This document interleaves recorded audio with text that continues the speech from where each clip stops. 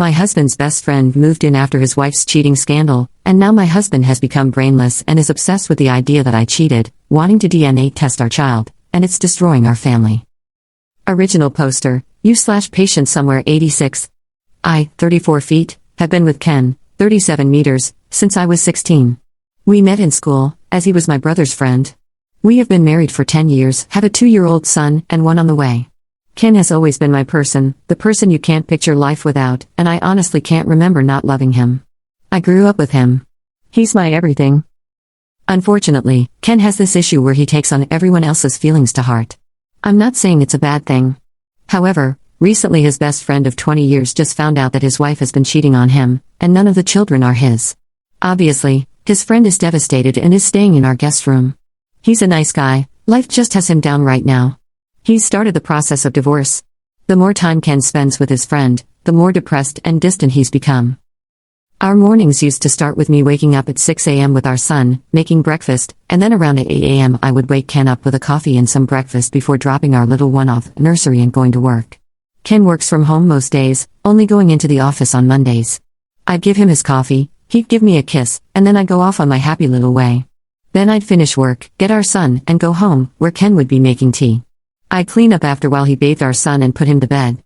I thought this was life. It might sound boring to some, but it was my life, and I loved it. Our house was filled with love. We would spend our nights cuddling, talking, and watching a movie. Date night once a month. We would take our son out together on Saturdays, and on Sundays, we'd visit family or have friends over. You get the picture. I'm rambling. Sorry. Anyway, for the past month, things have been changing. Ken is more depressed. I make him a coffee in the morning and just get a mumbled thanks. I'd come home from work, and he and his friend would be in the living room watching sports. I'm now making tea and bathing our son. Neither of them will barely talk to me. We don't go out on the weekends together. I feel like a single parent. I've tried to talk to Ken about it all, but I get one-worded answers. Then he stays up till about 1 a.m., which I know isn't super late, but I'm passed out by then. I'm exhausted, alone, and pregnant. I miss my husband. Yesterday, I came home from work, and you know when something just doesn't feel right? Well, I went to find Ken to see what he was doing, as his friend wasn't in the house, but Ken's car was. He was in his office looking up DNA kits for our son. I asked him why, and his response was, well, I just want to make sure all the kids are mine before I continue looking after them, as I'm not free childcare. This broke me. When I say I'm devastated, it's an understatement. But if he thinks that I've cheated on him, then surely the trust is gone? Is there any going back? Am I just being pregnant and hormonal? Would I be extreme for looking for a divorce? I could put the papers in the envelope with the results from the DNA test. I think I'm gonna go cry in bed now. Had to take the day off work, as I feel like I've just been gut-punched. Update 1. Well, after my post earlier this afternoon, I cried, then read all your lovely comments, and I couldn't be more grateful. I think posting about it really helps for some reason. Weird how telling complete strangers that I'm struggling with life seems to help. So, after my pity party, which couldn't last long due to being a parent, I called my stepmom and dad. My mom died when I was 10. They are coming to stay with me on Friday. Crying on the phone helped, although I'm not really sure they could truly understand a word of what I was saying. I've spoken to Ken, well, more like spoke at Ken, telling him that his friend has till Thursday to leave. I'm not a monster and can't just tell him to leave at the drop of a hat. I've also told Ken he needs to leave too. While, yes, I could go to my dad's house, I don't want to disrupt my little one more than needed, and all the things for my baby are here too. Especially as I'm 8 months along, it just seems stupid for me to be the one to leave.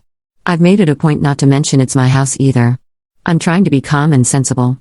I'm not 100% sure Ken listened, but I did message his sister, who is a force to be reckoned with, and she said she will make sure he's gone by Thursday night. Things I've told Ken: I want him to have the DNA test, but I will be damned if I'm the one to do it. He can also have one for the baby, as I ain't got crap to hide. I know that some people have questioned why I'm so against it. Let me make something clear, I would never cheat because, as I said in my last post, Ken is or was, I dunno, my person. He's the only man I've ever been with. So that isn't any concern of mine. I'm just hurt that he wants one because clearly, he doesn't trust me. So, things I want him to have the DNA tests, mainly so I can make him eat the results, not literally, I'm just venting. I'm also going to suggest couples therapy. I already see one due to losing my mom and my little sister in a car crash when I was little. I want to suggest he sees one alone, but you can lead a horse to water, but you can't make him drink. I don't want to force him to do anything he doesn't want to do. I want him to maintain contact with our son. Yes, he doesn't believe he's the father right now, but that's no reason he should neglect him, as he's his. I don't want to upset my son. Yeah, he's only 2, but still, he deserves all the love from both his parents. He's done nothing wrong. Then, obviously, this one when he or she comes along. Still not sure about the state of my marriage, but even if divorce is what happens, I need to be able to get through to him so he can be the father he was. Am I going insane? Do I sound insane? I don't know why saying stuff here helps so much. Thank you all. Update 2. Hello again. Following my 2 other posts, I will answer some questions. Yes, it is my house. It was left to me when my mom died. I have lived here all my life. I didn't move out because I have a child and one on the way, so why should I be the one to leave? I get that some people believe I was the ass for asking him to leave, but as I was heavily pregnant, have a toddler, and it's my house, I wasn't about to leave. Yes, he could have stayed, but have you tried living with someone who just wants to argue or not talk at all? I'd prefer my child not to live in that environment, thank you. At the end of the day, I'm a mother first and a wife second. If you think that's harsh, then I don't know what to tell you. My children come first, end of. Well, Ken's friend did leave the day I told him he had till Thursday. He wasn't happy about it and shouted some insults at me, which was amazing. Ken's sister came and picked up Ken. I wish I could tell you what she said, but she didn't say anything in front of me, just kept giving Ken death stares. We did get the DNA test for the little one, and Ken is the father, obviously. Ken somehow thinks I've intercepted the results, even though I wasn't the one who did it. I wasn't the one who got handed the results, etc., so he's clearly lost his mind. My dad came over, and while I was making tea, my waters broke. My little girl is here, she's healthy and happy. She was 9 pounds 8 ounces, so there's no concern about anything with her. I'm now a mom of 2. I am home now, and Ken has been to see his baby girl. Although, since she hasn't had a DNA test, he disagrees with her being his because his family doesn't have many girls, even though he has a sister. I just rolled my eyes. I don't really know where to go from here. Ken is refusing therapy. He says there's nothing wrong with him or his brain. I beg to differ. He wants to get another DNA test for our boy but won't tell me when or where, so I can't interfere. Maybe one day he will come to his senses. My dad and stepmom are staying with me for a while to help me with the babies. I'd like to say I'm okay, but honestly, my emotions are all over the place, and I don't know which way is up. Ken's sister visits the babies, and we have an unspoken rule that we don't speak about Ken except when our son asks about him. I wish it was the kind of update where he got the results, saw how much of an idiot he's been, and we moved on, but sadly, that's not the case. I can't dwell on it too much, just take it one day at a time. I do miss my person and worry that he's missing out on his baby girl's life already, which, if I think about it too much, will just make me sit and cry, but I don't have time for that. As always, thanks for listening to me rant. I might update if anything else happens in my life. Right now, I'm still left wondering if I'm doing the right thing here. Is there anything I could do differently? Why are my kids so hard for him to accept all of a sudden? Update 3. Hello again. Things have been bizarre, but now I have closure. I know what's happened to my marriage. I know what scum Ken really is. He's not my person and never truly was. So now, I just want to divorce him, cut my losses, and move on with my life. I'm still at home with my babies, settling into motherhood. My dad and stepmom are still here, but they will be leaving soon once I'm more emotionally stable. To say I'm okay would be a lie, but I now know what I need to do. I have some sort of closure with Ken. I know what happened with him, and I know that it's not my fault. Turns out Ken was having an affair and has a baby on the way. Even saying that makes me want to throw up. I found this out when a visibly pregnant lady knocked on my door and asked me when I would be leaving the house, as it's Ken's house. When I say this confused the crap out of me, I mean it. I talked to this woman for a while to try to work out what she was talking about. It turns out she's Ken's side piece.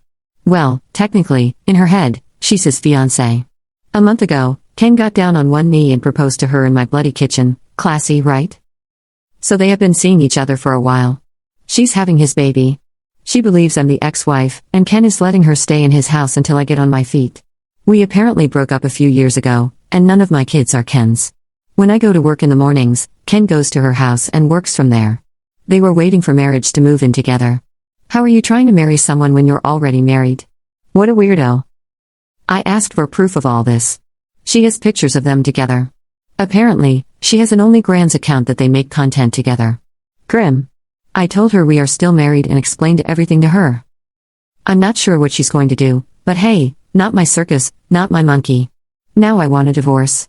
Is it true that once you talk to a solicitor about divorce, they can't represent the person you're divorcing? I want to go around our town and meet with as many solicitors as possible since the first hour is free, so that he has a very hard time getting representation. Is that too petty? The house is in my name only and is protected, so there's no way he can take it. I have all my money, and we do have a joint account, but that's just for household bills. I haven't spoken directly with Ken.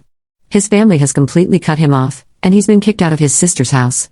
All those people who were concerned about him having a tumor or something wrong with his brain, I really don't think that's the case. I think his actions just caught up with him, as his lies were going to come out once his baby was born. I think that's what happened. He got backed into a corner and tried to fight his way out. Through the divorce process, I will get the court to do DNA testing, so he has proof for both. Even if he chooses not to believe it. I'm mentally exhausted from all of this and sitting here wondering how I didn't notice. Might have to go for an eye test. But honestly, would I be so wrong for just making his life as difficult as possible to get legal advice, or is that too far? I want him to suffer. Update 4. Well, hello there again. I'm okay. I totally just forgot about my ramblings on here, lol. I'm doing okay. I'm officially divorced from Ken. It took a long time to get to this part of my life, and at some points, I actually felt like I was drowning. Both of my kids had a DNA test through the courts, and they are Ken's. He still doesn't believe it. Not my problem, though. Ken is now in prison for domestic harm. I'm not 100% on the details because I wasn't involved. It was his side piece. I'd love to say that sometimes I don't break down in tears and that I'm completely over it, but I'm not. I've now gone back to work though, after my maternity leave finished. I got a promotion. And now I'm used to living with just us three. My kids keep me going, and I'm so proud of them. They go visit their grandparents and dad's side of the family, and they have been so lovely and supportive. His sister is still amazing. I don't really know what else to say. Just that I'm okay. I'm divorced, and my children are thriving. I can't thank Ken for a lot of things, but I'm grateful for my children.